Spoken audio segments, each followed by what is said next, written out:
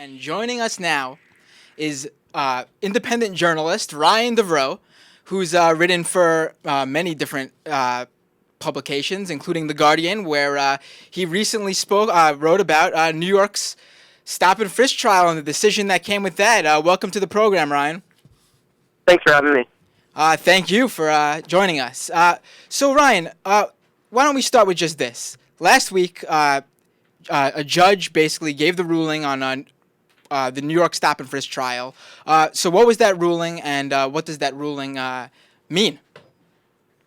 Yeah, so last week was a big week. Judge Scheindlin in a federal court in Manhattan ruled that the NYPD was responsible for widespread and systemic constitutional rights violations, specifically Fourth and 14th Amendment constitutional rights violations, so unlawful search and seizure, and indirect racial profiling, basically through its stop and frisk practices. She found that, under Mayor Bloomberg and Commissioner Kelly over the last decade, basically, the NYPD is engaged in, thousands of unlawful stops that have targeted minority populations, minority communities, and just Black and Latino young men throughout the city. So what this means now is that she has appointed a court. There's a court-appointed monitor now, who Judge Scheindlin chose, who will now be looking specifically at the NYPD stop and frisk practices, reviewing training, implementation, that sort of thing, reviewing the sort of documents that are generated after a stop. The NYPD will be launching a pilot program in the next year, in which one precinct per borough will be trying out body-worn cameras for officers on patrol. So yeah, it's a pretty big deal. The city, immediately said that they were going to appeal and filed that last week. So the decision wasn't exactly a huge surprise, and one that has been following the trial closely and has been following the preceding 14 years of litigation that led up to this case. Sort of expected the judge to rule in this way. She's ruled, she's basically had, this particular judge has had almost exclusive discretion over the most high-profile NYPD racial profiling and Fourth Amendment cases, and she's come down hard in the department in the past. Just last year, she ruled against the department in its stop and frisk practices in private housing complexes. So yeah, it wasn't a huge surprise. Neither was the appeal. This battle, the legal battle over stop and frisk, will probably continue on through higher courts for years to come. What it really represents is a blow to Kelly and Bloomberg's sort of law enforcement legacy in New York City, and I think that sort of animates a lot of the really impassioned response that we've seen from them since the decision came down. They're basically saying that this is going to result in people getting killed, that the judge has taken away an essential tool for the police department in terms of law enforcement. I think that a lot of the arguments that they're making are pretty disingenuous to the facts of what the plaintiffs in the case actually set out to prove and what the judge determined. But it's a really exciting decision. It's very interesting, and sort of how things go forward now is going to be fascinating. I want to distinguish that the judge didn't rule stop and frisk itself unconstitutional, right? It's just New York City's interpretation, which is basically a racial profiling interpretation of stop and frisk. Yeah, that's correct, and that's an important thing to bear in mind here. So stop and frisk as a law enforcement tool has been upheld by the Supreme Court since 1968 in the decision Terry versus Ohio. And that wasn't what was being challenged in this case. What was being challenged, as you said, is the implementation of stop and frisk here in New York City. And there have been a series of recordings that have emerged from NYPD precinct houses over the years that seem to show the existence of a pretty rigid quota system in place within the police department that places a lot of pressure on officers to make a certain number of stops, write a certain number of summonses, make a certain number of arrests, specific numbers. And quotas are, against New York state law. So the police department always says that they don't have quotas; they have performance standards. That issue was central to this case, and there were a lot of those recordings were played in the court to police officers, to active duty Bronx police officers testified about tapes that they had made and the pressure that they had received, to make a certain number of stops in a given area. So what we see in New York City is the implementation of a law enforcement tool that police departments use everywhere in a way that it appears to have resulted in some pretty damaging and widespread racial profiling. Speaking of those quotas and those numbers and racial profiling, I mean, something like 87% of those stop and frisks were Black or Latino. Mm-hmm. Yeah, that's correct. And nearly 9 out of 10 are released without any law enforcement activity following. So that means no ticket, no arrest. And so obviously groups like the NYCLU are saying what it looks like is you're basically just stopping tons and tons of Black and Latino members of New York City residents, and they haven't done anything wrong. So you can understand where the backlash comes from, and I report from a lot of communities where stop and frisk is used very heavily, and speak to a lot of parents and a lot of the young guys that are living there, and the sort of you can't overstate the divisions that that this policy has created. Not that it's new for there to be divisions between Black and Latino communities in New York City and the NYPD. That's not new. But under Kelly and Bloomberg, the divide is really, I believe, grown. And there's a sense, in speaking to a lot of people that I've spoken to in places like Brownsville and East New York and Bronx and East Flatbush, that they want to have, they would like protection. Mm-hmm. People want to feel safe. There's obviously crime. But they also don't want to feel that they're persecuted, and they don't want to be afraid, just to walk around. And being afraid of walking around is featured prominently in this trial when State Senator Eric Adams, a former NYPD captain, took the witness stand and said that he had a conversation with Commissioner Kelly when David Patterson was still governor of New York, in which Kelly said that the intent of stop and frisk in New York City is to, quote, instill fear in Black and Latino communities, especially among young men. And that seems to have been, they seem to have, to some extent, succeeded in that goal, assuming that Kelly did actually say that. He, of course, denies that he ever said such a thing. Mm-hmm. I want to talk more about that federal class action lawsuit that basically made this whole thing happen. Floyd versus City of New York. I know you, Ryan, have been following it extensively. Can you speak more about that trial? What some of the those who hit the witness stand had to say? Give us some background on that. Yeah, so I mean, it's actually a really interesting story. I learned more about it in the course of covering this trial. So, Floyd versus City of New York is basically the follow-up to a lawsuit that was filed in 1999, Daniels versus City of New York, which was filed in the wake of the shooting of Amadou Diallo, unarmed African immigrant in the Bronx who was killed in the vestibule of his apartment building by plainclothes officers that were a member of a unit known at the time as the Street Crime Unit. The Street Crime Unit was formed under Bill Bratton, former NYPD Commissioner Bill Bratton, and then Mayor Rudy Giuliani in response to crime in New York City at the time. It was the sort of manifestation of this law enforcement philosophy that some of your listeners might be familiar with, known as broken windows, which is premised on the idea that allowing any sort of violations to occur in society, any sort of legal violations, create the environment in which more serious crimes are possible. So you sort of crack down on everything. The Street Crime Unit was responsible for going after guns, and they sort of embodied, at that time, the criticisms that would be leveled against the police department writ large in terms of stop and frisk. Mm-hmm. Both Giuliani and Bratton received a ton of credit for crime dropping in New York City during their tenure, even though crime was dropping in New York City before they came in and across the country. Anyway, fast forward to Diallo being shot in 99. These two come in 94. Diallo gets shot in 99, and the city erupts in protests for weeks. And stop and frisk becomes an issue that people start talking about, and Daniels is filed. In 2003, I believe it was 2003, Judge Scheindlin, the same judge that presided over Floyd, oversaw the sort of the decision in the Daniels case and the agreement between the NYPD and the Center for Constitutional Rights, which filed a lawsuit requiring the NYPD to write to generate these forms called UF-250s every time they make a stop, so that the public could have a sense of how often stops were occurring, where they were occurring, and who was being stopped. In the following years, CCR, looking at that information, determined the things that we had just spoken about, that stops are disproportionately targeting Black and Latino members of society, residents in New York City, and more often than not, they haven't done anything wrong.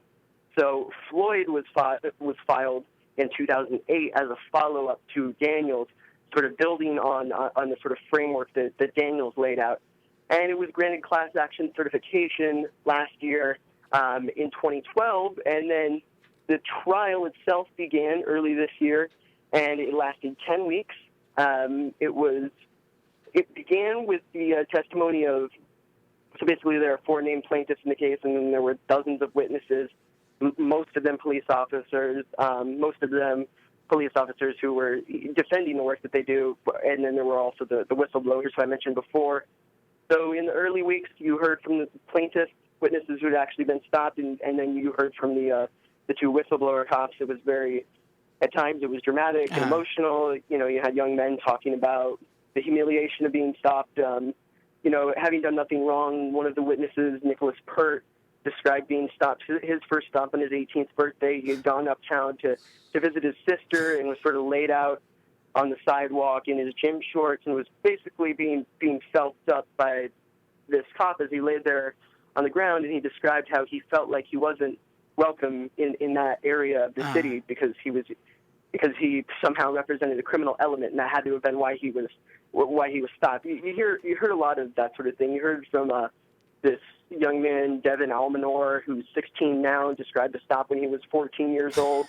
He was walking home. He had been playing video games with his friend all day, and he got stopped by the cops as he was crossing the street, and this cop threw him in the back of the cop car, or cuffed him and everything, took him to the precinct, and on the way there, the cop asked him why he was crying like a little girl.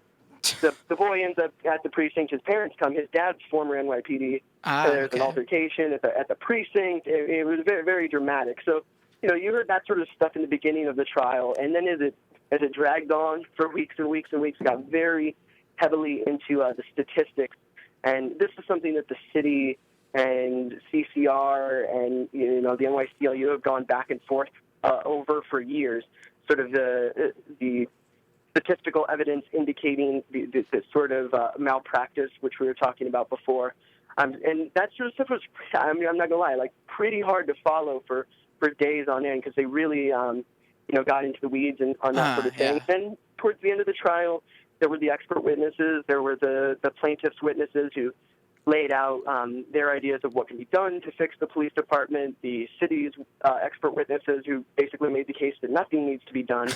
And it was actually in the course of one of the city's expert witnesses that this idea of body-worn cameras came up. It was just briefly mentioned, and it came up, and the judge kind of honed in on that. And in closing arguments, she actually expressed her interest in that. And then in the decision that she laid out last week, body-worn cameras were something that she proposed as a potential, not a solution, but something that can lead to a little bit more accountability and transparency with the police department. So it's been, what's most interesting to me is that it is a lot of the same actors, a lot of the same attorneys, the same judge, fighting over the same things for the last 14 years.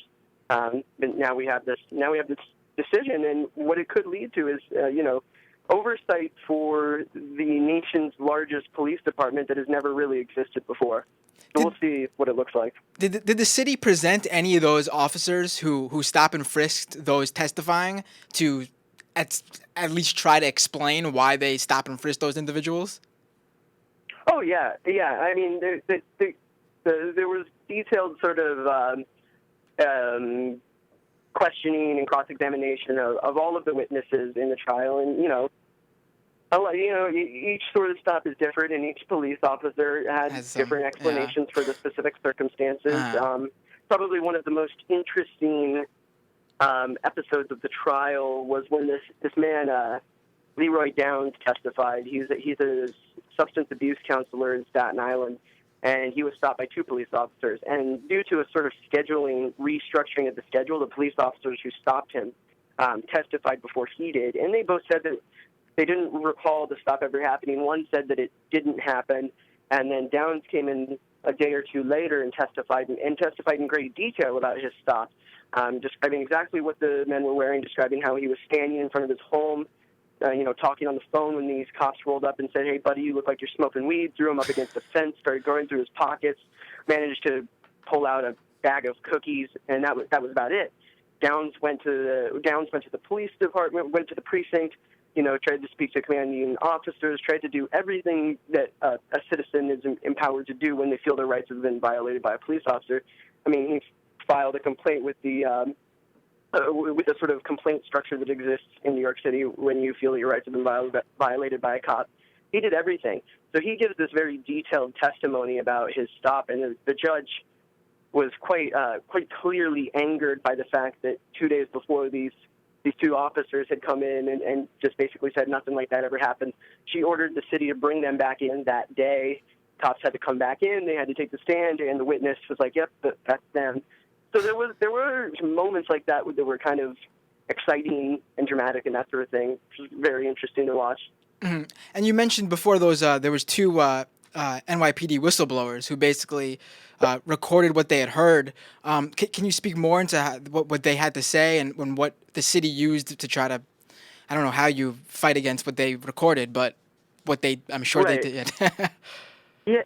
Yeah. So I spent a good amount of time with one of the 2 officers, Pedro Serrano. He testified I believe he testified at the end of the first week, and he recorded conversations in his precinct in the Bronx.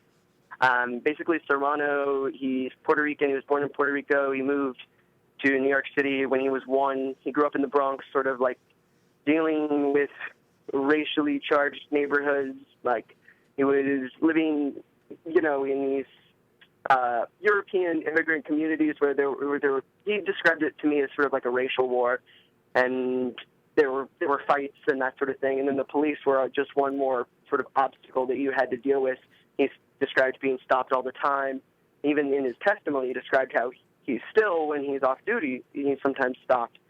And basically, his story was that when he came into the police department in 2005. He witnessed a sort of shift in which, at the beginning of his career, there was a soft quota. Mm-hmm. There was an expectation to meet a certain number of arrests, summons, 250s, that sort of thing. But by 2007, it had become a hard quota, and his bosses were basically mandating that police officers make certain numbers, and the pressure became really intense. And he started recording everything. Keeping all of his recordings, compiling his evidence, and then ultimately decided to testify in this case. In one of his recordings, he captured his commanding officer telling him that he wanted Serrano to stop young men 14 to 20 to 21 in this black males 14, 20 to 21 in this area of the Bronx called Mott Haven, which deals with has a high crime rate. Uh-huh. And Serrano sort of pushed back on him in this recorded conversation, saying that, I can't just stop someone just because they fit that criteria and they're in a given area. That's not the standard for a stop. Legally speaking, a stop is justified if a police officer has reasonable suspicion to believe that a crime is about to happen or is happening or has just happened. And so you hear this, and we heard this in court, this sort of argument back and forth between Serrano and his commanding officer about why, when, and how, and where he should be stopping people. That sort of animated the larger divide between critics of the police department and what the case that the city put on. The city basically argued that Serrano and this other whistleblower cop, Del Polanco, and Adrian Schoolcraft, whose tapes were made famous by Graham Raymond's Village Voice reporting, city argues that these guys are just lazy and they don't want to do their job. And a police department has every right to have performance standards just like any other business. And so when cops aren't doing their job, of course, they're going to be held accountable for it. That's the city's case. Whereas, and then the whistleblower cops say, well, what you're talking about are quotas. And their quotas are very problematic when they're when they become ingrained in law enforcement. There are some very obvious problems that result from that kind of thing. So that sort of argument, that dialogue to me was fascinating. That's just it really is unbelievable. I mean, you even look at it this. Let's move to this really quick. Basically, you have them also attacking this Judge Shira Scheindlin, who Yeah. basically from what I've been reading, all the stop and frisk cases have been forwarded to her because she's been so good on this issue. Can you talk a bit more about her? Yeah. So Judge Scheindlin, she's a former prosecutor. She was appointed by President Clinton in the 90s, and she basically got started presiding over NYPD cases in the late 90s. A fairly famous she presided over a fairly famous police brutality case in the Bronx, in which a police officer choked a young man to death while he was outside playing catch with his family. And she drew some heavy criticism from Mayor Giuliani at that time. Oh, of course. And in the federal court system here in New York City, anyway, there's this wooden wheel. It's sort of like a bingo wheel that gets spun to determine who gets cases. And when Daniels was filed in '99, Shira Scheindlin's name came up. So she got that case, and due to a related cases rule that we have here that sort of gives judges who have presided over cases with a certain subject matter priority when similar cases come up again, she has, as a result, handled a number of these Fourth Amendment racial profiling cases pertaining to the police department.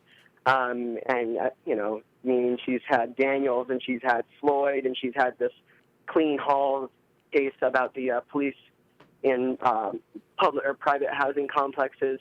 And her thing is that there's a very interesting New York Law Journal interview with her that came out during the course of the trial, where she talks about how much she loves to write decisions. The trial itself isn't the big deal to her. The big deal is writing the decisions and sitting there and sort of sifting through the evidence. She has a reputation for being a super hard worker. She makes her clerks work at least one day per weekend.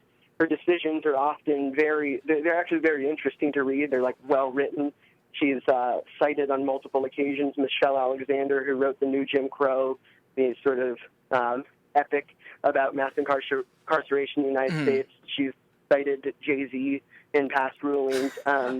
She's a very interesting character. She's the sister-in-law, actually, of Judge Judy. Okay. When I heard that last name, we were discussing in the office, and I was like, I'm going to assume her last name is pronounced just like Judge Judy's is. Yeah. So she's a really she's definitely a well-known character in Manhattan in terms of judges. She'll sort of sit there, and you'll think that she isn't really getting it. She'll sort of talk like she's struggling to understand what's being said, and then all of a sudden, out of nowhere, she just she'll just snap into action, and it's very clear that she's completely on top of everything that's going on, and is paying very, very close attention. So being in a courtroom for 10 weeks can drag on, but given that it was Judge Scheindlin's courtroom, it was actually pretty interesting. And Kelly and Bloomberg hate her. They have repeatedly questioned her credibility, her professionalism, her understanding of the way policing works. During the final weeks of the trial, Mayor Bloomberg's office leaked this internal report from City Hall, which purported to show that the judge was biased against law enforcement because she had ruled against the police department in prior cases. But you kind of look at the rulings in question, you're like, well, that just is, the fact that she ruled this way in this case, in this case, in this case, which are all about the same subject matter pertaining to the NYPD, might also suggest that she's just seeing the same problems over and over again and pointing them out over and over again. It's the way that they went after the judge was pretty remarkable. And, for Kelly and Bloomberg, who neither of whom actually testified in the case, even though this is their big law enforcement legacy, for them to go after her in that way was, I think, in the eyes of a lot of people watching this trial, really low. So now that let's one more question actually. You were just talking about Bloomberg and Kelly's response. I mean, the pro stop and frisk response is mind Hmm. blowing to me. It's just, I mean, when you have an actor like Cal Penn out there who's come out against against racial profiling, he undergoes when he's at the airport as a South Asian male. And then he Hmm. comes out and says because he was mugged in D.C. once in 2010, he supports stop and frisk and it needs to be done to keep the city safe because you know who commits the crimes. I mean, just unbelievable stuff. I mean, so let's if you could just speak more on this pro stop and frisk mindset that Bloomberg and Kelly have, and just briefly discuss they filed an appeal because they're obviously not happy with this decision. If you could just Yeah. speak more on that, that'd be Yeah, it's just yeah. I mean, incredible to me. the thing is that, and like I said at the outset, stop and frisk as a law enforcement tool was not being challenged in this trial. And Bloomberg and Kelly refused to acknowledge that, though they quite clearly, I mean, they quite clearly know it. Right after the decision came down, Bloomberg said, this judge clearly was not concerned with the efficacy of stop and frisk. She made it clear. Yeah, obviously absolutely she made it clear. This is a case about constitutionality. And as the judge has pointed out, there are a lot of things that a police department could do in order to bring crime down. For example, coerced interrogations. You could stop everybody all the time. But those sorts of practices would violate the Constitution. And it seems that a lot of the defenders, the sort of really hardline Kelly Bloomberg-esque defenders, wanted to act like the whole sort of law enforcement tool that is stop and frisk is under fire right now. Mm. But that's not the case. It's abuse under their joint tenure that's under fire, and they know that. They just don't want to. They want to act like this thing that cops do all the time, which I think most people would agree is reasonable. To stop a person if you actually have reasonable articulable suspicion to believe that they are just about to, in the midst of, or have committed a crime, to be able to stop them and talk to them. And then to frisk them if you think that you see a weapon on their person. That's not the most unreasonable thing in the world. But what has happened under them is a total abuse of that tool, right? And so now they're sitting here looking at, oversight that unlike anything the NYPD has ever seen before. And I think it's a real result of that sort of stubborn unwillingness to engage with substantive criticisms of the policy on their watch.